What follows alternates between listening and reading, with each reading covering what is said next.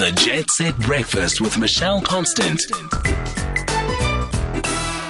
We're going to stay with books because I think that books are going to be an answer to many people's time in isolation, and there's plenty to read.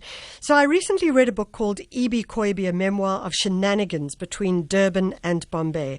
And perhaps it was because I grew up in KwaZulu-Natal and that the book covers so many places that I recognized. But Ebrahim Essa's childhood of growing up in Durban is a quirky and incredibly funny story, although set in a very serious time during the apartheid era. So it runs with a poignancy and perhaps even a touch of the bitterness that the time is, not just bitterness, but certainly that the time is about. So it's a very interesting and wonderful book, evocative reminder of the power of community, the challenges of apartheid, and also the ability to surpass it all as well. On the line, we have Ebrahim Essa. Ebrahim, thank you so much for joining me once again. Thank you for having me, Michelle. It's been quite a week. A few days ago, I was talking to you on Skype. Now I'm talking to you on radio, and each time I'm more than delighted to do so, I have to say. Ebrahim, I wonder if you could start by just talking about the theme of the book as well. I spoke about it briefly now, but perhaps you could just tease it apart a bit further. Oh, yes. Michelle, can you hear me clearly? I can hear you loud and clear, sir. Okay. You mentioned just now that times are bad. People are landlocked. They've got nothing to do. They're just watching TV and drinking tea until they go dizzy. But I would say that instead of just reading, they should actually be writing their own stories. This is the only time that they're going to be like really, really on their own, with their own minds, with their own hearts. They can isolate themselves in a lonely little room, and they can write and write and write, because this is not going to, I hope it's not going to happen again. You said... That's the first point. Yeah. The second point is that you asked me about the theme of the book. Yeah. It's difficult for me to tell you what the theme is, because I don't really know why I wrote it, right? It was a lust for writing has always been in my blood. Yeah.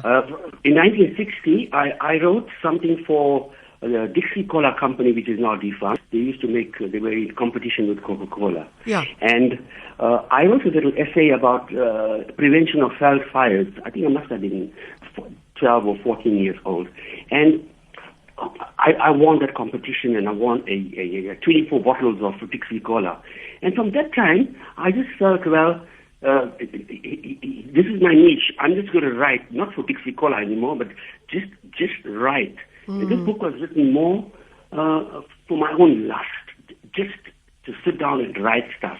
Yeah. I've always been writing letters to the editor, etc., right?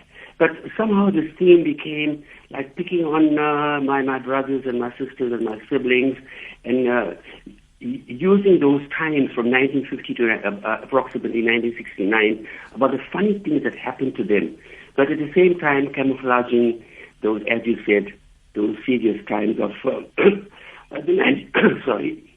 1949 riots, excuse me, group areas and apartheid and that type of thing. There's a lot of bullying carrying on in the streets of Durban. There was gangsterism, like they were all looking at these movies on Al Capone, and they were just trying to copy the same idea here in Victoria Street. There were black market people selling movie tickets, and now they can't even sell them on the white market anymore. But at that time, black market was a big thing, and you couldn't go from one street to another in the Great Street complex without encountering, as a child, some kind of bullying and some kind of extortion from other children. So my theme is like, there's no real theme really. It's just about having fun with my writing and exploring those times that existed in my childhood. So, Ebrahim, what struck me about the book was the diversity of stories. So, and you've mentioned this idea. They were stories which spoke specifically to South Africa, to politics, but also to much broader culture, to religion, and ultimately to the fact that, man, boys will be boys. And it sounds like you, your brother, your cousin were certainly the boys. Yeah. See,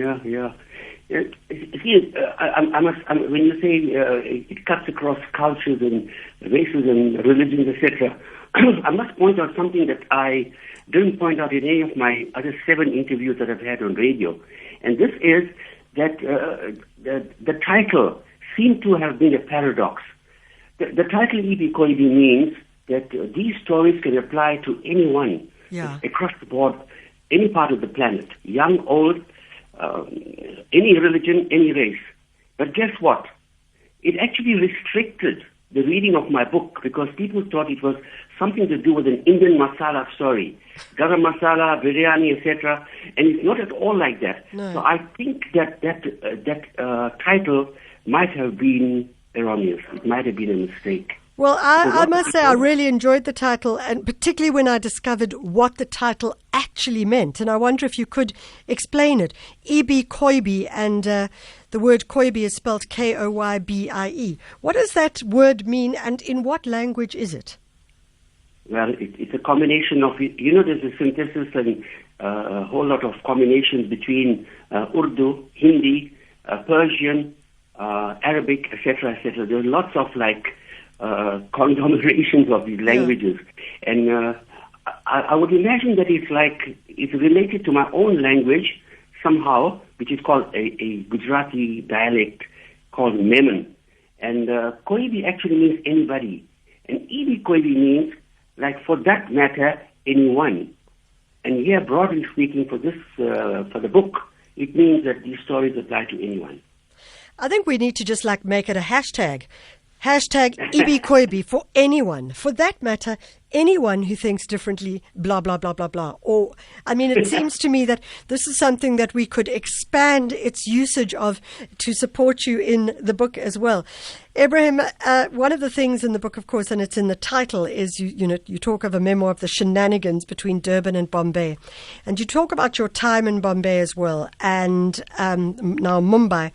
But one of the stories that you tell is deciding that you're going to go to a cricket match, and indeed, cricket in India is it's one less than God, if not one more. And I shouldn't even say that. Absolutely, it's actually one more. It's one more. And I wonder if you could just briefly, because we are going to have to close soon, but if you could just tell that insane story of you wanting to go to a cricket match. Apartheid days didn't allow teams like West Indies and teams from abroad. There were sanctions in that period there.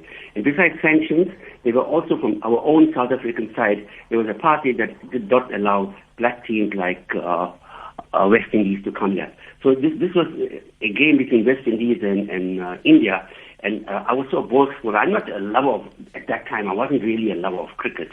But it just happened that when I was in Bombay, this game was being played at a station that was about 25 kilometers from my hostel. And I decided, just to spite my brothers back home, that, you know what, I'm watching something that you will not be able to watch. West Indies are not going to be coming to South Africa. But guess what, I'm going to be watching them. So this was the Brabourne Stadium, Churchgate, one of the stations in Bombay, and I bought my ticket and everything, and I went in there, and I didn't realize that that wasn't only my idea. The whole of India was there at that time. I think Bombay alone had a population of 5 million in 1965. Yeah. And all of them were there, including the rest of the states. So when I got inside there, I was almost crushed to death. Yeah. And there were 2 entrances. One entrance was to go in, and the other one was to come out. And people were coming from all entrances and just pushing against each other. So the entrance that I was moving into was actually being pushed out. And eventually, there was a stampede, and all I asked for to God was to survive. I lost my slippers. I lost my wallet. I lost a little bag that I had with some sandwiches, etc. And I was eventually I shouted in Hindi, please, can you guys pick me up and throw me out of the stadium? And that's exactly what they did. They picked me up like a coffin passed me around, and before I knew it, I was on the streets of Bombay. And fortunately, the only thing that survived in my pocket was my return ticket to the hostel. And I saw West Indies, I saw the Indian team, and I saw everything, and I just went back quietly to my hostel. I have to say, when you talk it through, it sounds absolutely terrifying. And whilst it reads as being a terrifying moment as well, your sense of humour, your lightness of being, and I suppose one could think about the term, the unbearable lightness of being, works its way throughout your book. And perhaps that's what makes it such a wonderful book to read, is that as serious as some of the stories are, and there are stories around like poverty, but around, and as we said earlier, apartheid, and they're difficult stories, and yet your lightness of being is extraordinary. Has that always been your approach to the world? Yeah, I think it has been. In this case here, in most cases, in fact, there's always sadness and sorrow in the present tense. But when things pass, I think you could even look back at the funeral and smile or laugh. Yeah. You know, it's much easier when sorrow has gone well past you, that you can actually talk some funny aspects about it. I think that's what I have been doing. Wow. Mr. Essa, thank you so much for joining us. We appreciate you giving us the time. That's the author, Ebrahim Essa, of the book Ibi Koibi, a memoir of shenanigans between Durban and Bombay. And I think that concept of sorrow, and how once sorrow has passed, one can perhaps try and find the moments of joy as well, is a very powerful concept. And it's something I've been thinking about a lot when I've read Mr. Essa's book and thought about the fact that it is a memoir, and it ultimately, whilst I have great support for anybody who chooses to write their memoir, I do think that someone who writes their memoir who is past the age of 60 just has a kind of depth that often someone who writes it in their 20s may not necessarily have. And that's not to say that I don't think that they should write it, but it's just something that I'm wondering about. We're moving into 9 o'clock, and we have our guest presenter not in the studio. We're doing everything online, on Skype, etc. But our guest presenter is going to be an interesting one, Richard Mabaso. But it's 9 o'clock. It's time for the news. Good morning.